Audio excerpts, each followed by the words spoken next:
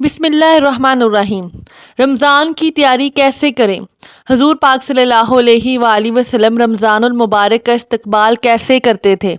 محترم ناظرین، رمضان المبارک کا عظیم الشان مہینہ آنے والا ہے جس کا انتظار مسلمانوں کو شدت سے رہتا ہے اور اس کی تیاری شعبان المعظم کے مہینے سے ہی شروع ہو جاتی ہے۔ یہ مہینہ رحمت، برکت اور مغفرت والا مہینہ ہے، نیکی اور ثواب کمانے والا مہینہ ہے، بخشش اور جہنم سے خلاصی کا مہینہ ہے۔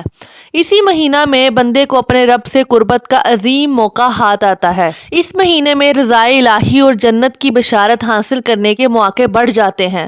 ذرا تصور کیجئے جب آپ کے گھر کسی اہم مہمان کی آمد ہوتی ہے تو ہم اور آپ کیا کرتے ہیں؟ ہم بہت ساری تیاریاں کرتے ہیں، گھر کی صاف صفائی کرتے ہیں، گھر آنگن کو خوب سجاتے ہیں، خود بھی زینت اختیار کرتے ہیں اور بال بچوں کو بھی اچھے کپڑے پہنواتے ہیں۔ پورے گھر میں خوشی کا ماحول ہوتا ہے، بچے خوشی سے اچھل کود کرتے ہیں۔ مہمان کی خاطر تواضع کے لیے ان گنت پر تکلف سامان تیار کیے جاتے ہیں۔ جب ایک مہمان کے لیے اس قدر تیاری تو اللہ کی طرف سے بھیجا ہوا مہمان رمضان کا مہینہ ہو تو اس کی تیاری کس قدر ہونی چاہیے؟ رمضان کی تیاری اور رمضان کا استقبال کس طرح ہونا چاہیے، اس کا اندازہ ہمیں حضور پاک صلی اللہ علیہ وآلہ وسلم کی زندگی سے ہوگا کہ حضور پاک صلی اللہ علیہ وآلہ وسلم کیسے رمضان کا استقبال کرتے۔ نبی کریم صلی اللہ علیہ وآلہ وسلم رمضان المبارک سے اتنی زیادہ محبت فرماتے کہ اکثر اس کے پانے کی دعا فرماتے، اور رمضان المبارک کا اہتمام ماہ شعبان میں ہی روزوں کی کثرت کے ساتھ ہو جاتا تھا۔ آپ صلی اللہ علیہ وآلہ وسلم بڑے شوق و محبت سے ماہ رمضان کا استقبال فرماتے۔ روایات میں آتا ہے جوں جوں رمضان کے دن قریب آتے جاتے لقائے الہی کی اشتیاق میں حضور پاک صلی اللہ علیہ وآلہ وسلم کی تڑپ بڑھتی چلی جاتی۔ رمضان سے 2 ماہ بیشتر رجب کے مہینے میں ہی آپ صلی اللہ علیہ وآلہ وسلم کے ہاں رمضان کا تذکرہ شروع ہو جاتا۔ ایک روایت کے مطابق آپ صلی اللہ علیہ وآلہ وسلم رجب کے مہینہ میں یہ دعا عرض کیا کرتے تھے: اللہم بارک لنا فی رجب و شعبان و بلغنا رمضان، یعنی اے اللہ ہمیں رجب اور شعبان میں برکت عطا فرما اور رمضان نصیب فرما۔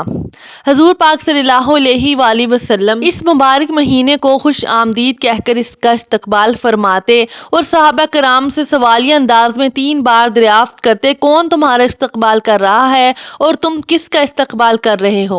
حضرت عمر بن خطاب رضی اللہ عنہ نے فرمایا: کیا یا رسول اللہ، کیا کوئی وحی اترنے والی ہے؟ فرمایا: نہیں۔ عرض کیا کسی دشمن سے جنگ ہونے والی ہے؟ حضور پاک صلی اللہ علیہ وآلہ وسلم نے فرمایا: نہیں۔ عرض کیا پھر کیا بات ہے؟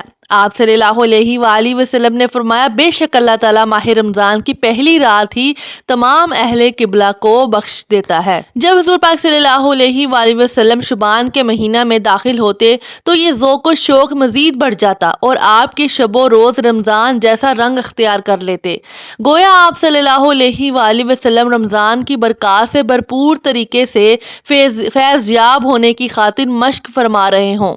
ام المؤمنین حضرت عائشہ رضی اللہ عنہا ماہ شعبان کے شب روز بیان کرتے ہوئے فرماتی ہیں: رسول پاک صلی اللہ علیہ وآلہ وسلم شعبان کے مہینے میں اس قدر نفلی روزے رکھتے کہ ہمیں محسوس ہوتا گویا آپ مسلسل روزے رکھے چلے جائیں گے، اور جب روزہ رکھنا چھوڑ دیتے تو ہمیں لگتا کہ آپ مزید روزے نہ رکھیں گے۔ نیز آپ بیان فرماتی ہیں کہ میں نے رمضان کے علاوہ رسول پاک صلی اللہ علیہ وآلہ وسلم کو کبھی پورے مہینے کے نفلی روزے رکھتے نہیں دیکھا، اور جتنے روزے آپ شعبان میں رکھتے میں نے کسی مہینے میں اس سے زیادہ روزے رکھتے آپ صلی اللہ علیہ وآلہ وسلم کو نہیں دیکھا۔ حضرت ام سلمہ رضی اللہ عنہا بیان فرماتی ہیں کہ نبی کریم صلی اللہ علیہ وآلہ وسلم سال میں کسی مہینے کے مکمل روزے نہ رکھتے سوائے شعبان کے، اسے رمضان سے ملا دیتے تھے۔ بس یہ بھی استقبال رمضان کا ایک طریقہ تھا کہ آپ صلی اللہ علیہ وآلہ وسلم اس مبارک مہینے میں داخل ہونے کی تیاری کے پیش نظر نفلی روزے رکھتے چلے جاتے اور روزے رکھتے رکھتے ہی رمضان کے مبارک ایام میں داخل ہو جاتے۔